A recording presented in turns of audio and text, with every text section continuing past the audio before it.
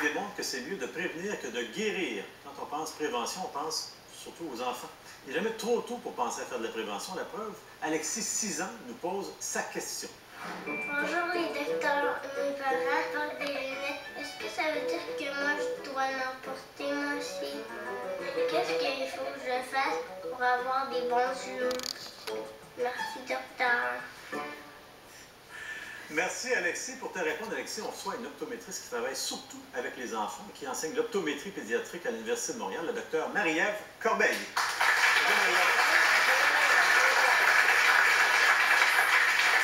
Répondre à la question d'Alexis, est-ce que automatiquement, si papa et maman portent des lunettes, ils vont en porter? Pas automatiquement. C'est sûr que le fait d'avoir de l'hérédité dans la famille, c'est un des facteurs de risque pour développer surtout les fortes prescriptions comme la forte myopie, hypermétropie, ces choses-là. Mais il faut garder en tête que malheureusement, il y a des enfants qui, les parents n'ont aucun problème, qui eux vont développer finalement une amétropie. Donc c'est pour ça que c'est important de les faire examiner. Amétropie, ça veut dire un problème. Un problème, myopie, astigmatisme, hypermétropie. Okay. C'est des amétropies. C'est quoi les autres facteurs de risque alors pour les enfants de développer des troubles visuels? Si on parle des nourrissons, c'est sûr qu'on va se fier beaucoup est-ce que l'enfant est né prématuré?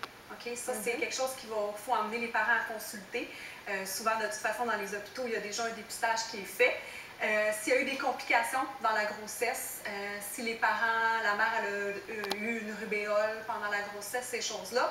Et quand on arrive en âge scolaire, bien là, ça va être plus la croissance qui fait que s'il y a de l'hérédité dans la famille, on peut développer de la myopie, mais aussi le mode de vie. Okay? On a de plus en plus d'enfants myopes aujourd'hui. Finalement, les enfants vont jouer à leur DS de distance très, très rapprochée, vont faire beaucoup de jeux vidéo.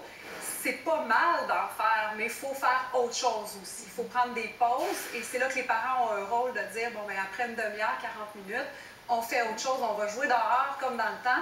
Jouer dehors.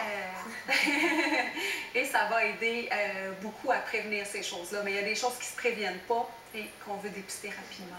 Et surtout chez les jeunes enfants, c'est difficile des fois de reconnaître. Est-ce qu'il y a des trucs faciles pour reconnaître que mon enfant a des troubles de vision? Des fois, il n'y a aucun symptôme. Fait qu'on va voir que là, c'est important de consulter quand même. Mais il faut suspecter un problème si on a un enfant qui se frotte beaucoup les yeux, qui a les yeux qui vont larmoyer, qui va être sensible à la lumière. Des enfants qui vont tourner la tête, qui vont regarder la télé toujours d'un seul côté. Ou un enfant plus jeune, si je lui bouche un œil, il pleure, il n'aime pas ça, je bouche l'autre, il n'y a aucune réaction. Ça m'indique qu'il y a probablement un œil qui est beaucoup plus faible que l'autre. C'est sûr qu'on n'oublie pas le plissement des yeux, qui est un signe facile à reconnaître. Maux de tête en fin de journée chez les enfants un petit peu plus vieux.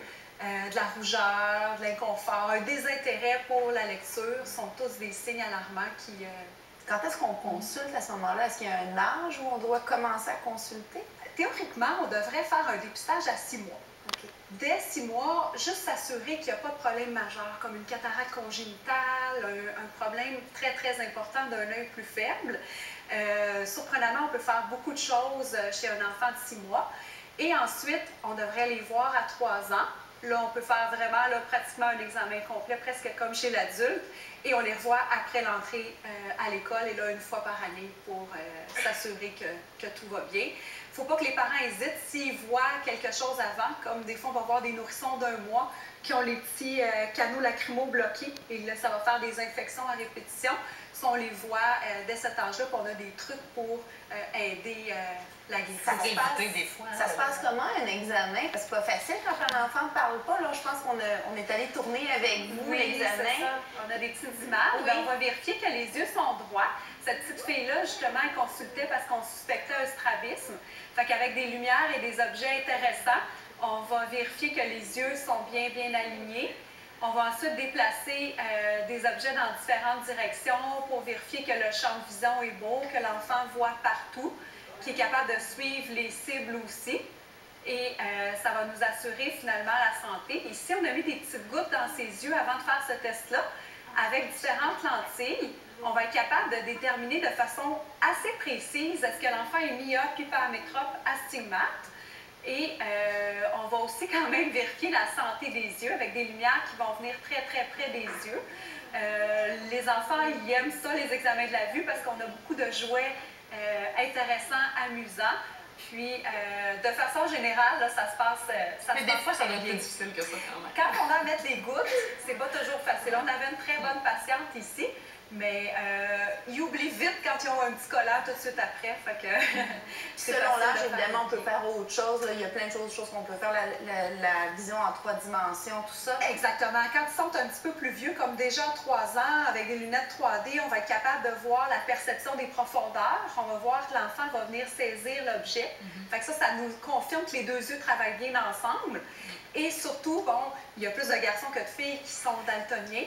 On a des chiffres, mais on a aussi des sentiers à faire suivre pour vérifier que l'enfant n'a pas de problème de vision des couleurs et tout de suite le préparer à « tu ne pourras pas être policier, tu ne pourras pas être pompier », savoir l'orienter vers les bons métiers finalement. Ben, merci beaucoup, Marie-Ève. Merci. Ah, la garderie. Vous avez des enfants qui vont à la garderie.